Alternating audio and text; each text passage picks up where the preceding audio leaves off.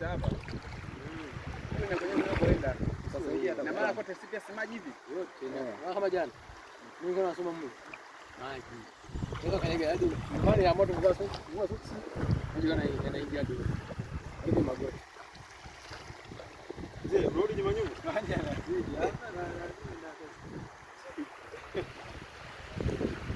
mara kubwa.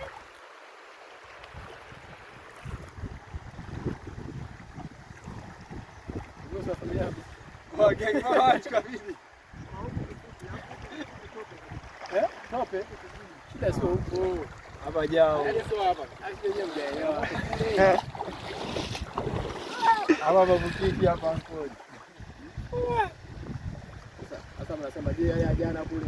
Kwenda wameelewa sasa ndio wajibu. Yaani hapa pameenea hivi. Wewe tunasomaje? Unajua nini? Unakumbuka ile point ya 12?